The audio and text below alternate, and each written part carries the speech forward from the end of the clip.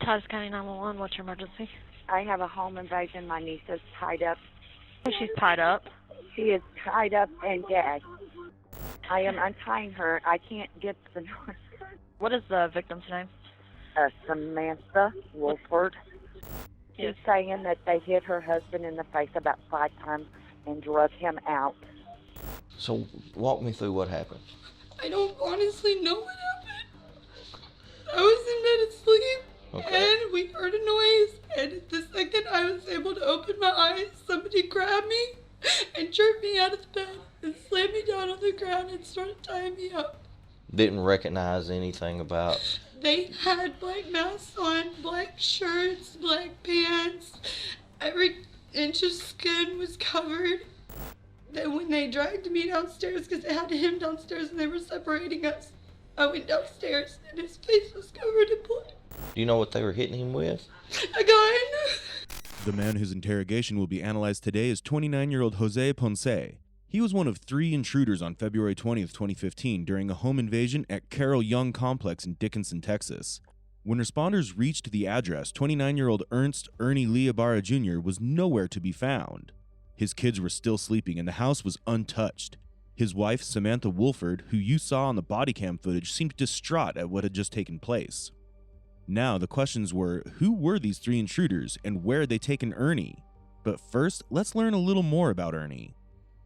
In 2008, 23-year-old Ernie Ibarra and 19-year-old Samantha Wolford's love story began at a local tattoo shop, evolving into a deep connection labeled by many as soulmates. They moved in together in 2008, navigating the challenges of life. Samantha, already a mother of twins, welcomed a new chapter in 2011, giving birth to another set of twins. As Ernie became the family's primary provider, Samantha ventured into the digital world, creating a YouTube channel. Today a lot of shit pissed me off, so you guys get to listen to it. Hey YouTube, I just posted a video probably like 10 minutes ago, and I sat back and watched it, and I missed a lot of things that I wanted to say. So, you get 2 videos! Yay!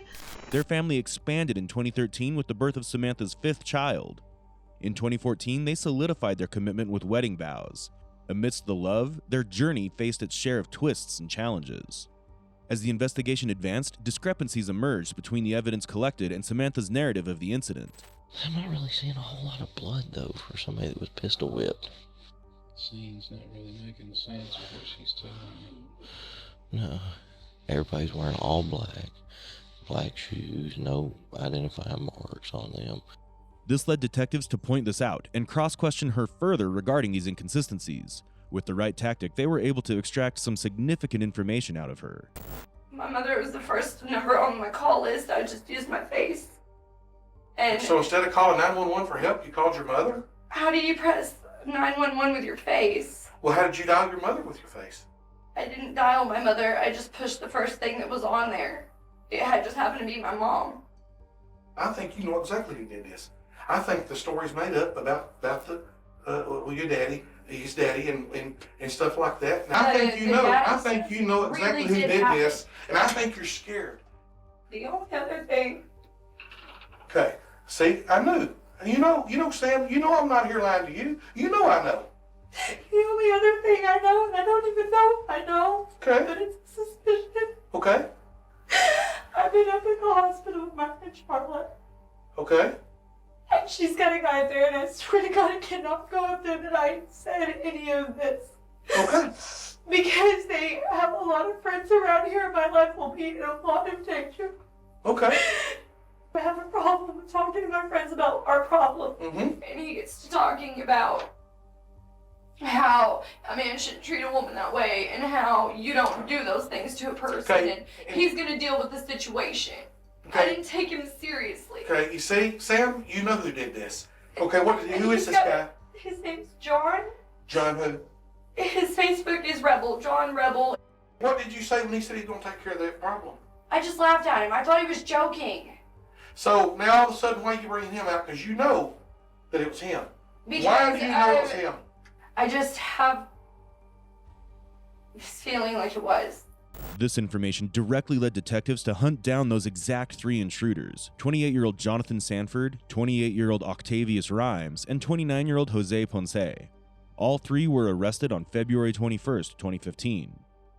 Jonathan, when questioned, revealed that their initial plan was to frame Ernie as a drug dealer with methamphetamine, but it evolved into a darker intent, to end his life. Initially considering shooting Ernie, Jonathan later contemplated slitting his throat. In the end, during this deliberation, Jose intervened, pulling the trigger and fatally shooting Ernie in the head. Now, with all this information, detectives were armed and ready to confront Jose about the murder of Ernie, but they ended up finding out something much more complex. Let's dig deeper into the interrogation of Jose Ponce to find the answers for this complex narrative.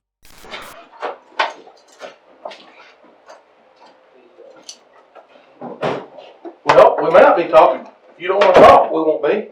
I never said it, did I? No, I'm just saying, I want to read you your rights. I'm sure you know them. We're going to read them anyway, okay? And then we're gonna talk about that gun and the body we found, and everybody pretty much pointed the finger at you, just like didn't I tell you? That's what I told you. And I figured they would. Okay, you have the right to remain silent. Anything you say will be against you in the court of law. You understand that? Okay, you have the right to talk to a lawyer and have him or her present with you while you're being questioned. If you cannot afford to hire a lawyer, one will be appointed to represent you before any questioning. If you wish, you can decide at any time to exercise these rights and not answer any questions or make any statements. Now, even if you decide to talk to me here, let's talk about this, you get feeling uncomfortable, you can stop. You understand that? And you know your rights, don't you? Okay, hey, Mr. Ponce, let me tell you something, man. We got the gun at your house that you live at. The witness statements are to a T, the evidence we have collected. So, I know that you had cousin John. I know what you did. And poor old cuz, poor thing didn't smart enough to get those clothes burnt before we found him. So, huh? So let's talk about it. So what don't you tell me? Nothing. Never mind. Just why don't you tell me about what happened last night?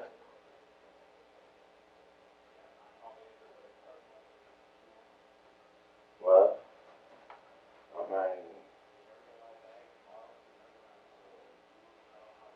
Hey, listen, man. Everybody's done pointing the finger at you as being the one that pulled the trigger. that's what I'm saying, dude, and I didn't. Who pulled the trigger then? Jonathan. The girl, How can we prove that? I could prove it. How can you prove it? Dude, look at my, okay. Hey, because remember, I'm serious now. We found a gun at your house. And I understand Well, that. y'all live in a tent back behind the house. I understand that. I mean, you're I understand that a lot. Okay, so why don't But you you tell me never from found that gun in my tent. I promise you didn't. where you think I found it? I know exactly where you found it, which is in the spot that Jonathan hit it. Jonathan put it there? Seriously? Yes. Where did he put it? I'll tell you. I'll be honest with you. I'm not going to lie to you. In the back of the house, but underneath the house? Yeah. That's it. And you saw him do it? Yes. As the questioning starts, Jose maintains a laid-back posture, and his body language is a bit puzzling. Despite facing serious charges, there is no sign of nervousness or fear. This could mean he's either oblivious about the evidence stacked against him, or he's well aware of the situation and is trying to put forward a confident front. Things take a turn when the detectives confirm that Jonathan had pointed the finger at him for shooting Ernie.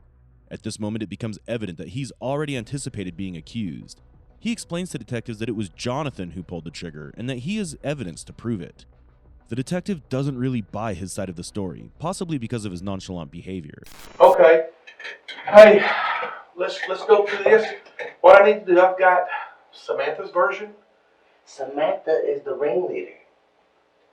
Samantha is the one, and I can prove this. If you don't believe me, as God is my witness, all you have to do, you can take you and 15 of the officers, I don't care. Take me in front of my wife, and my wife will tell you a piece of what she overheard. Well, now, I've actually kind of heard. And my wife will tell you she's the one who orchestrated it. Well, then you start from the very beginning, because you know I'm not crapping. You know I got you. But that's what I'm saying. How is it you can sit here and tell me you got me when I'm not the one that did it, sir? Well, because... And I can prove it. Well, I tell you what, you tell me from the very beginning what happened. And just give me your side of the story, and then I will we will talk about things, and I'll tell you why we did what we did, what was said. We'll talk about it. Because yeah, right now, oh yeah, you're the bad guy right now.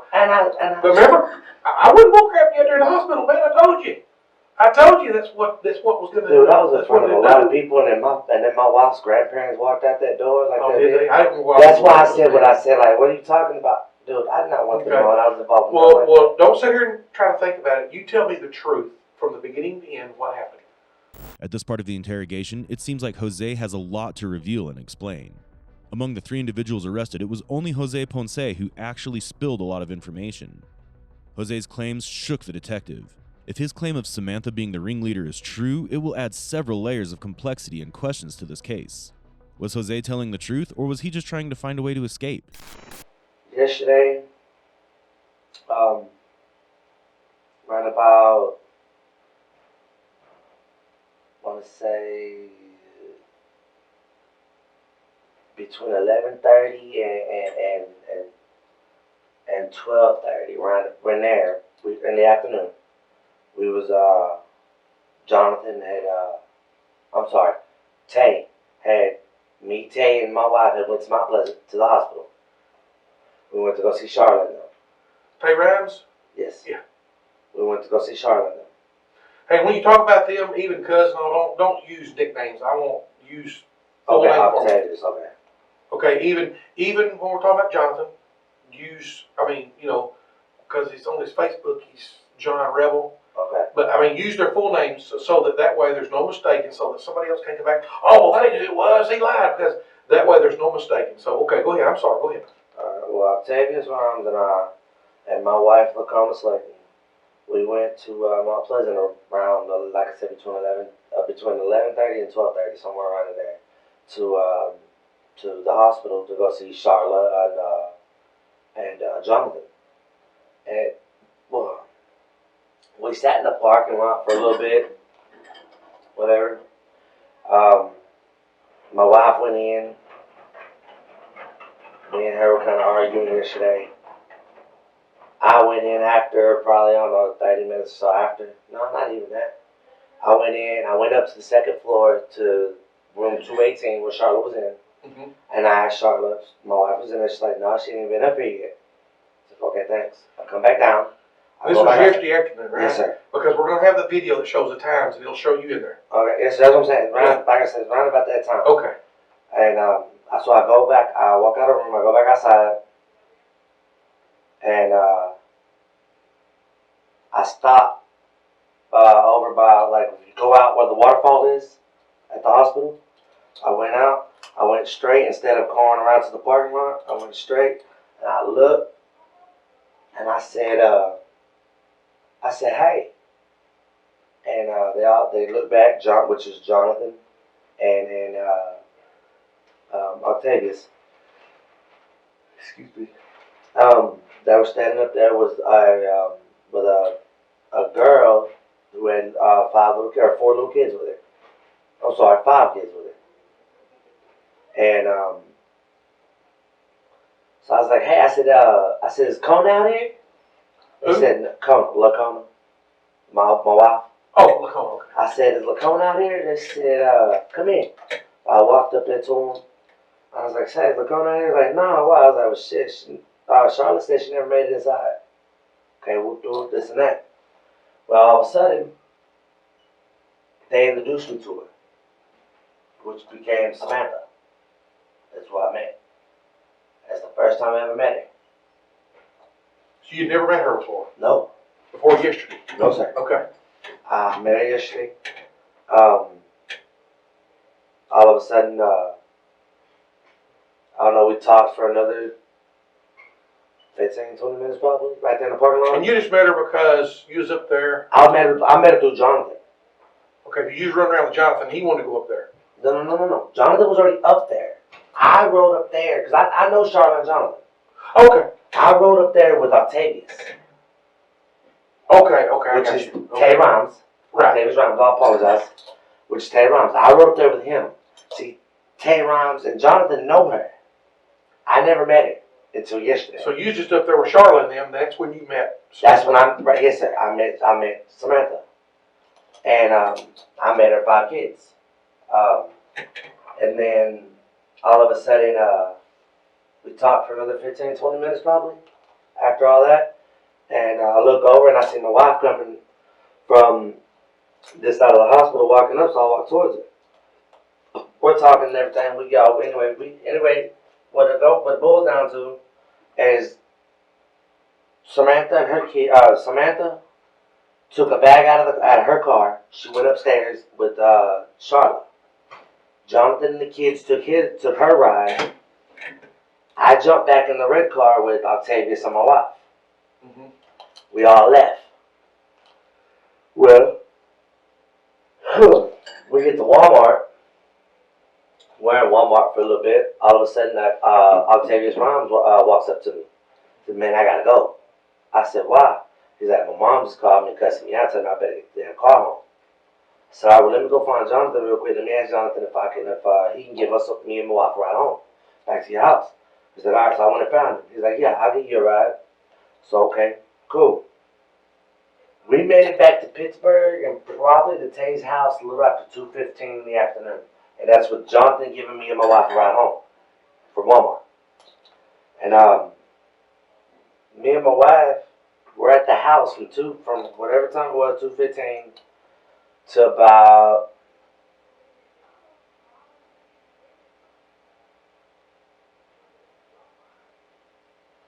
after 7, 8, somewhere like that, last night. When Jonathan took me home that afternoon, though, Octavius was home. Octavius ended up leaving with Jonathan. They left together. Me and my wife stayed home. And I got many witnesses to prove that because I sat at home and I cooked dinner all day. Enchiladas. And anyway, all of a sudden around after 7 or 8 at last night, they showed back up. This time they showed up with Octavius, Jonathan, Samantha, and her kids. They stayed at the house probably about an hour or 2. Well, Jonathan pulls me to the side. "Say, cuz, I need to talk to you." I go, "What's up?" He's like, "Look, old girl," talking about Samantha. He said, "Samantha wants us to, do something." I said, wait. Samantha wants you to do something. What do you want me to do? Talking about him. He said, "I just need your help." He said, "It's a 3-man job." I said, "Okay, well, what is that?" He said, "Look, I've already got, and I put this on my life, on my son's life. I've already got the layout of the whole house. The room is upstairs and this and that." And I said, "Okay." And he said, "We're going to make it look like a home invasion." I said, "Okay, so what exactly is it that the girl wants, right?" And he wouldn't tell me full details until we went to the place. It's common for someone in handcuffs to exhibit a restricted posture, yet Jose manages to convey a lot through his voice and expressions. As he narrates the sequence of events leading to their encounter with Samantha, he tries to highlight numerous details. This inclination implies that the suspect is eager to establish the sincerity and truthfulness of their account. Jose endeavors to clarify to the detectives that it was Jonathan who persuaded him to participate in the home invasion at Samantha's house. He adds that, despite his involvement in the plan, he was not entirely aware of what the exact plan was. All of a sudden, he tells me, he said, "Look, I just need you to stand guard." He said, "The way it's going to happen," he said, "we're going to go in quietly. We're going to go upstairs." He said, "Whatever side of the bed she's laying on, Tay, which is Octavius Rhymes, is going to go around there. And I'm going to go Let me ahead." ask you something. See, that's where, for some reason, they're trying to protect Octavius. They're trying to say, I'm pretty sure, I'll have to look back on my reports, there was somebody else there, it wasn't Octavius. That's who I was thinking it was the whole time. Oh, he was there. Yeah. He lived there in Pittsburgh? Yes, sir. Okay, go ahead, I'm sorry. So it was y'all three? You, yeah, it was Octavius, just and Jonathan? Okay, go ahead. And he said, okay. He said, well, like I said, he said, we're going to go upstairs. He said, whatever side she's laying on, Tay, which is Octavius Rhymes, he's going to go over there and he's standing. He said, I'm going to go over here and I'm going to stand by him. He said, all I need you to do is just stand guard and make sure that he doesn't try to grab a weapon or anything and try to use it. Well, he said, he said, we're going to, basically, he said, beat him up a little bit, whatever, tie him up. He said, and take him for a ride with us. I said, okay. All right. Well, all of a sudden, we stopped talking about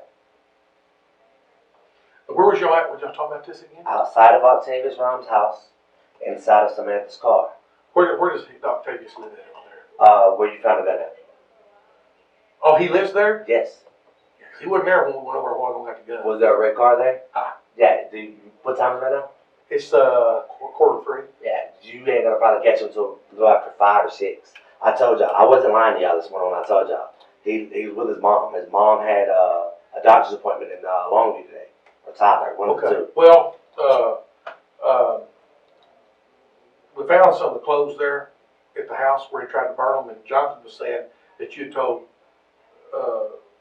Cuz, but it's Octavius, to burn them. And the clothes y'all was wearing. Because the clothes y'all was wearing, I don't think the match clothes in the video that night when y'all was at the hospital, from when we found you.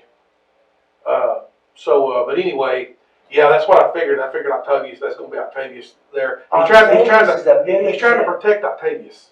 Octavius is a military dude. It was him and Octavius' idea to burn everything. Was it?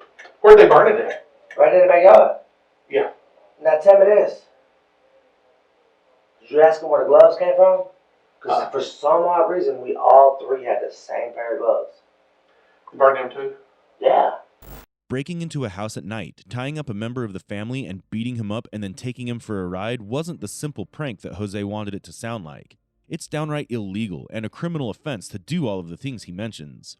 Jose attempts to cast himself as a passive figure in the incident, suggesting he was more of a witness or observer rather than an active participant in the abduction of Ernie from his home. Detectives, however, soon saw through this facade, prompting them to adopt a stricter and more direct approach. I didn't. I never touched that door. I didn't even know the girl. I didn't even know where she lived or anything. You know, I didn't know what the hell I was walking into when I walked in the house. So that's why I was the third guy in. So you just thought they was going to go in there and just slap him around a little bit because it's mad at him? Yeah, because she's the one who told him, and I quote, he beats on the kids, he beats on me, and this and that, he treats me like shit, da-da-da. So Jonathan took that as in consideration to, like I said, I thought slap him around, beat him up. Let's be honest. So like I said, I didn't know if he, now like I said, the way it happened, when he got up to the door, and then he reached down, like I said, I don't know if he had a key or not. All I know... You're talking about the front door, not the bedroom door. You're talking about the front door. The front door, yes sir. Okay. I don't know if he had a key or not. All I know is the front door come open. He walks in real light and slow. Tay walks in behind him, which is Octavius Rhymes. I walked in behind him. I had my flashlight looking to make sure. I didn't know, because like I said, I didn't know what the hell I was walking into. At first, I didn't want to get the hell out of the car with that big ass dog that sits on the porch. Yeah. And so I was like, okay. I was like, so we get in. All of a sudden, we take the left. We go through I guess the dining room or whatever. And we take a right and go through the kitchen. Then take another right and then hit the stairs right there. Jonathan, first one up. Before Jonathan went up, right by the bed. right beside the bed on the floor, on the bed that he laid on, or the side that he was laying on the floor. Did you see a big old, did y'all see like a big claw hammer or something laying there? I didn't, because I didn't go into work the crime scene. I was out chasing down Jonathan and finding him. Okay, well, there was a big claw hammer that should have been found right there on the floor. It wasn't used or anything. It wasn't used. I'm saying it was right there on the floor. It was not there to begin with. It was downstairs by the stairs. Jonathan picked it up, walks upstairs, the little spiral staircase. He goes up. All of a sudden, when he gets like off the staircase onto the floor, he's bending down like this.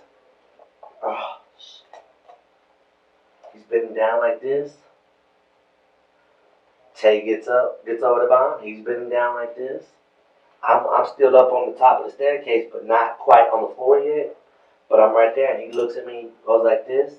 I walk up, I get up off the stairs and get up on the floor where he's at. And I bend down. And all of a sudden, we ease up over there. They realize who was laying where. Like I said, Octavius goes over there where she's at. He goes over here. I'm just standing guard.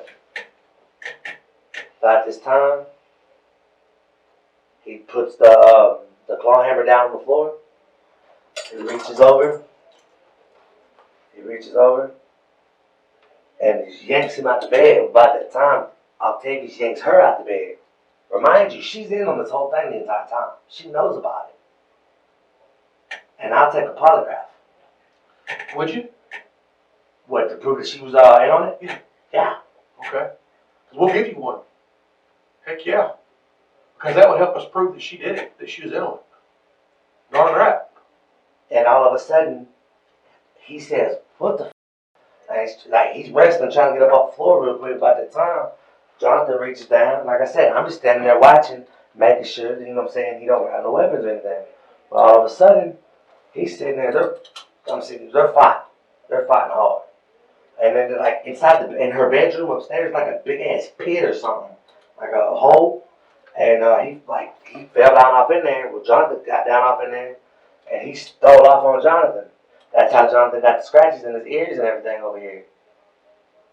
And all of a sudden they're going at it. About that time, Jonathan pulls the pistol out. Jonathan pulls the pistol out and he hits him with it. Where'd Jonathan have the pistol at? In his waistband. Whose pistol is it? Jonathan's. Where'd he get it? Beats me. Okay, then what happened? Like I said, he hits him with it. All of a sudden, I was like, man, what the hell? Like, she's got kids here. I was like, look. So I ran over there and I grabbed him real quick. I said, hey, chill the hell out. I said, just calm down, dude. Stop now. I'm good, man. I'm good. All of a sudden, he cocks it. Talking about Jonathan cocks the gun. Mm-hmm. Then, all of a sudden, he tells Tay, take her downstairs. So he took her downstairs. Jose stands out in terms of expressiveness compared to many murder suspects. He vividly describes the events of the invasion night, detailing how they infiltrated the property and made their way to Ernie and Samantha's bedroom. According to Jose, the initial plan was to merely intimidate Ernie, but things spiraled out of control during the execution of this plan. Furthermore, Jose asserts that Samantha was fully aware of the unfolding situation, claiming that the front door was intentionally left open for their entry. It's essential to note that Octavius Rhymes, who was not in custody at this point, later, upon arrest, refused to cooperate with authorities and invoked his right to legal representation. This dynamic adds layers to the narrative, creating a complex web of individuals involved in the incident. But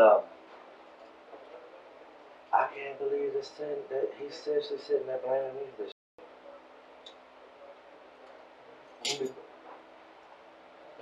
Just hold it though.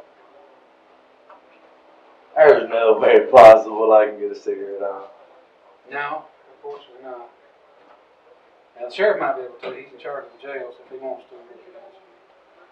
Where's the sheriff at?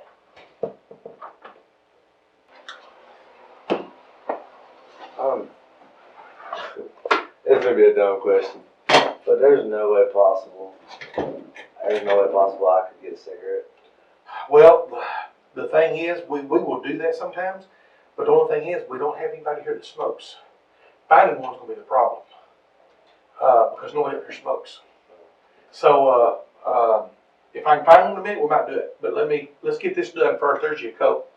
And let's just. Matter of fact. Okay, so now we're starting. Like I said, matter of fact, if you want, you can even get my old lady on the phone. I'll still take the polygraph. See what I'm saying, proving that she had part of it. You can even get my old lady on the phone and ask her yourself, what exactly was it that Samantha had said right there in the living room when JoJo said, and I quote, what if the laws, what if the laws question you and start wondering if you have. What's your wife's name? Lacona.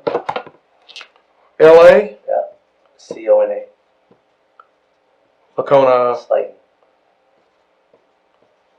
T-O-N. What's her date of birth? You know? What's the address of where we all live? It's on Elm Street, I know that. 420.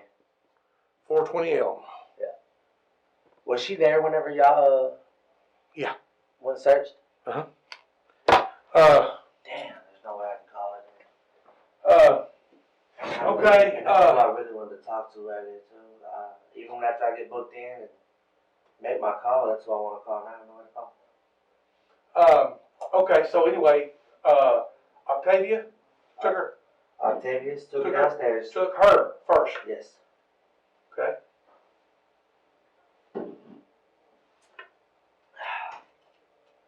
And then he asked me to take the guy downstairs, Samantha's boyfriend, husband, whatever. When backed into a corner during interrogations, suspects often resort to displaying a false innocence by distorting the truth, a tactic that Jose, too, endeavors to employ. The detectives anticipated surprise upon hearing Jonathan's accusation that he shot Ernie, prompting them to intensify their questioning. Jose's seemingly indifferent request for a cigarette in such a tense situation implies a detachment from the gravity of the circumstances. Notably, a striking aspect of this interrogation segment is his apparent lack of empathy, exemplified by his inability to recall the name of the person he is accused of killing. This absence of emotional connection raises questions about his involvement and understanding of the events. Yeah. She asked me, he told me, he said, take him downstairs. I took him downstairs, took him into the living room, and right there, matter of fact, when you walk through the front door, right to the right, there's like a little chair, couch type deal. I sat him down right there. Jonathan came in there, took some tape, told him to open his mouth. He opened his mouth, told him to bite down on it, and he wrapped it around him. And then he attempted to tie his hands at first with I want to say. He said he. Who's he? Jonathan. Jonathan. Yes. Attempted to tie the gentleman's hands behind his back with one thing is a phone charger. That's what I want to say that it was, like a pink and white, black phone charger, something like that. Mm-hmm. And it snapped. So then he tied his hands with something else. I can't remember exactly what it was he tied him with. But he ended up tying his hand behind his back. Well, Tay ended up telling Tay, put her over here beside him and on her knees in front of him. Well, anyway, he did, and all of a sudden Jonathan starts telling him, you see her? What was y'all wearing? I was wearing black pants, my jacket, and gloves, and a bandana. Where'd you have the bandana? I had it wrapped around my arm. Oh, around your face. What did Jonathan? Did he have anything on? He had a hat, a black and gray or black and white bandana, had like skulls or something on it. Did he have it around his face? Yeah. Because he's trying to tell me he didn't have nothing on. He did when he went in, but when they started going at it, it came off. Oh, okay. he had a black jacket on.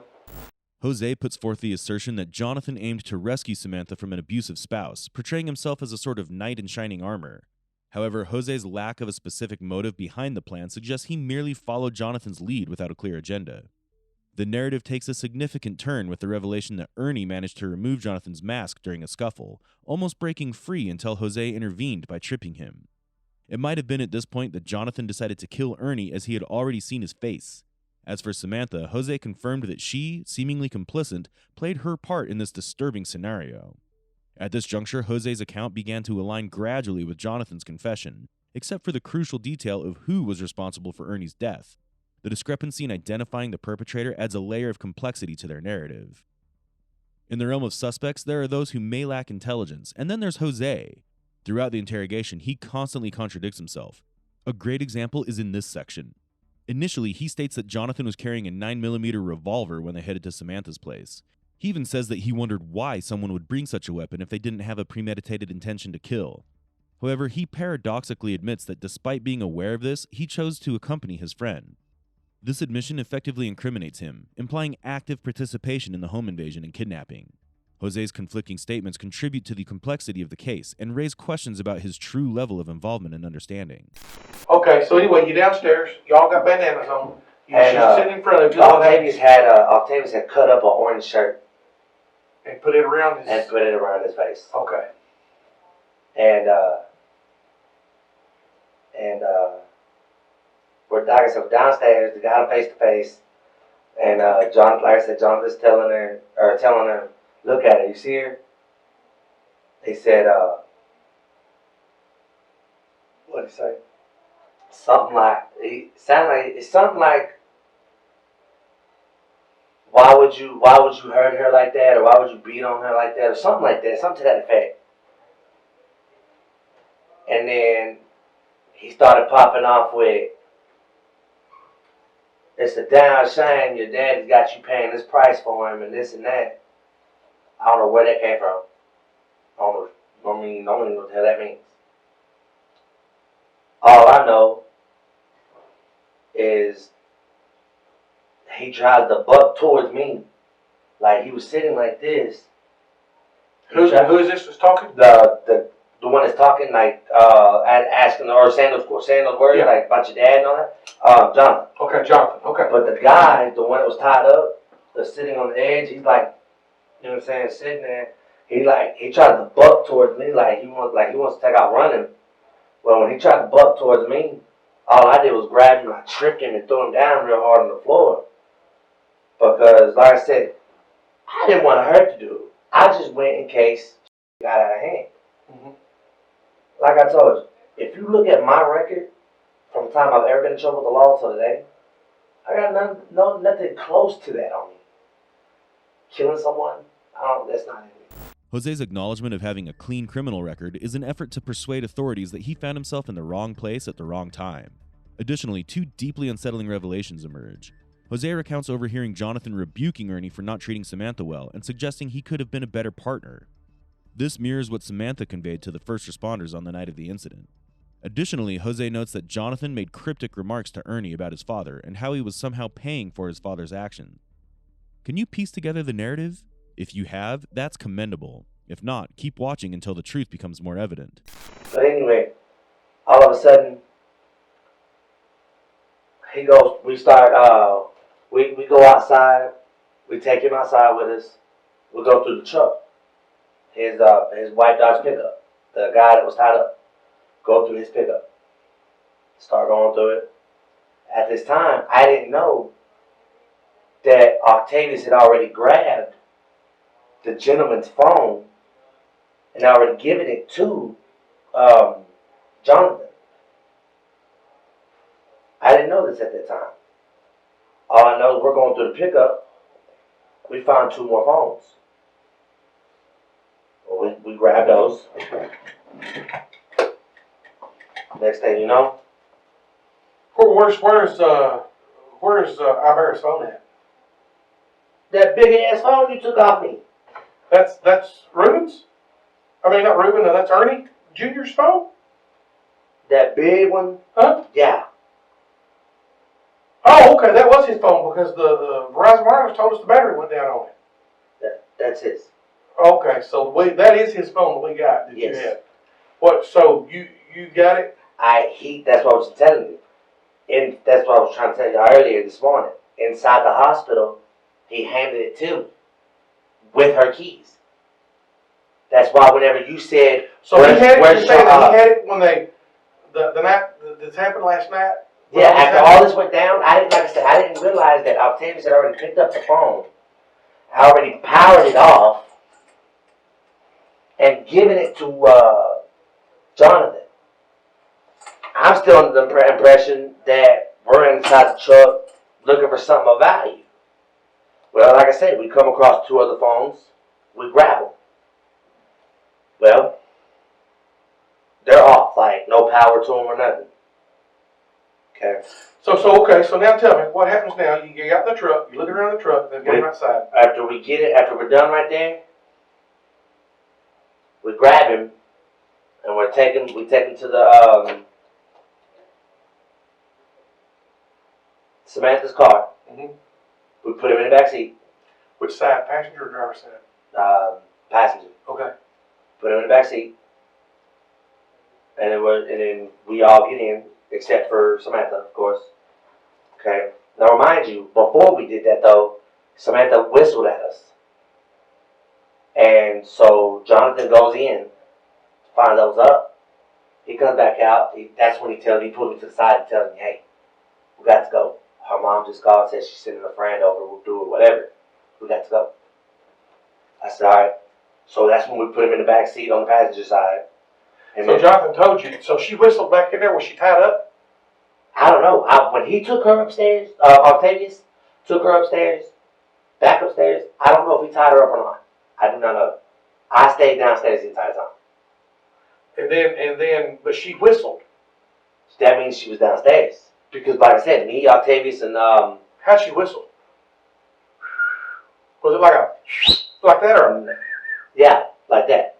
That's what I'm saying. She was downstairs. She had to be. But you didn't see her? No. And so who went back in when she Jonathan. did it? Jonathan did. And all of a sudden, Jonathan comes back out and says, "Come here, cuz I talk to you." So we walk over here. He's like, her mom just called, said she's she's sending a friend over to see her or whatever, something like that. He's like, so she said, "We got to go. We need to go now." I was like, "So all right, well, fuck it, let's go." So we walk back over there. That's when we grab Miss Cabrera, take him to the passenger side of the car, put him in the back seat. I walked around to the driver's side back seat, got in. Octavius got in the front. Jonathan got in the driver. We left.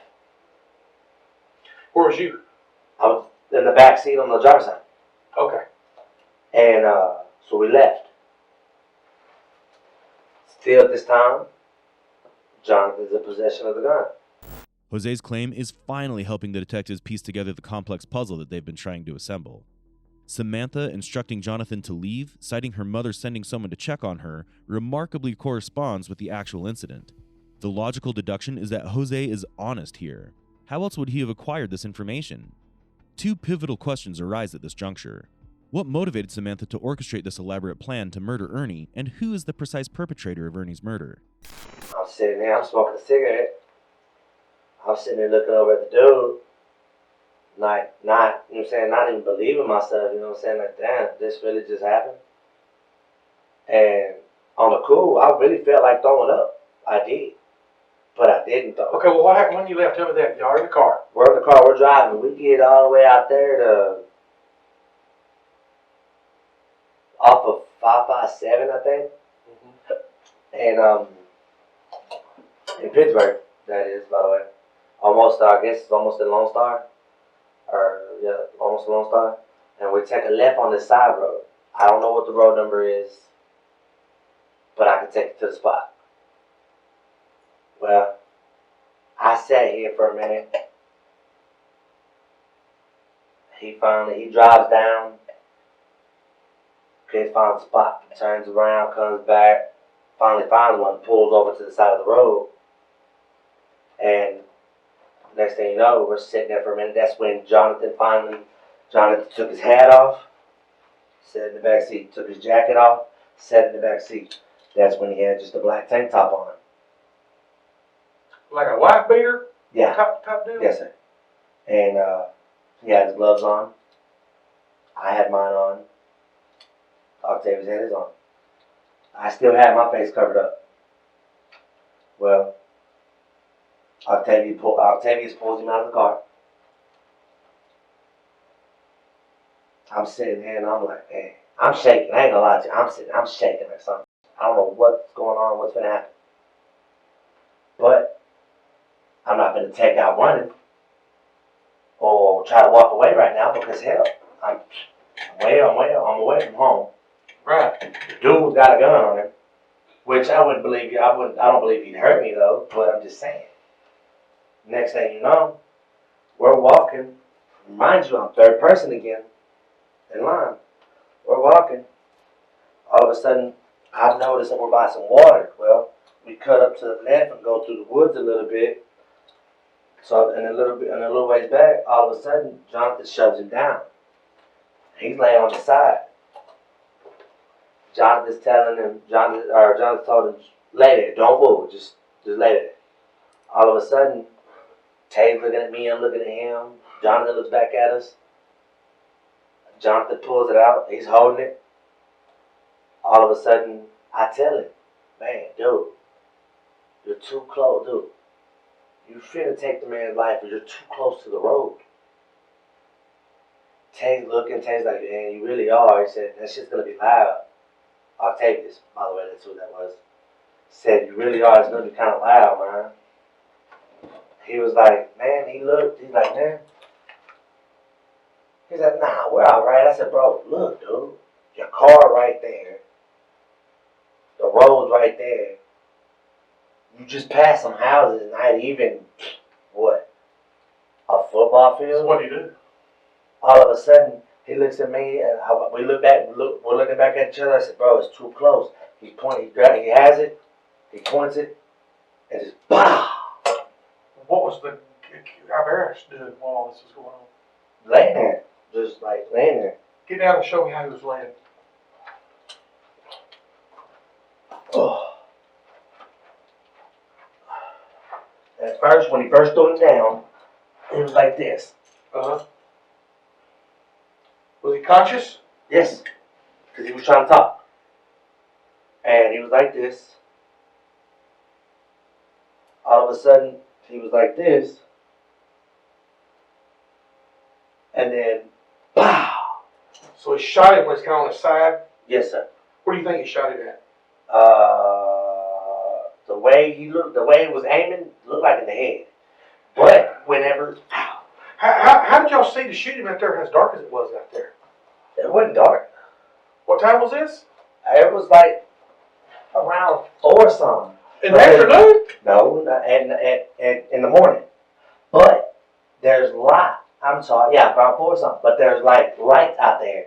Because right there, like I told you, when I said it's too close to the road, right on the other side of the road, I don't know what it is out there, like what that is out there, or what business or nothing, but they've got lights out there, big bright lights. Oh, okay. And so you could see. Plus, Octavius and I had our flashlights.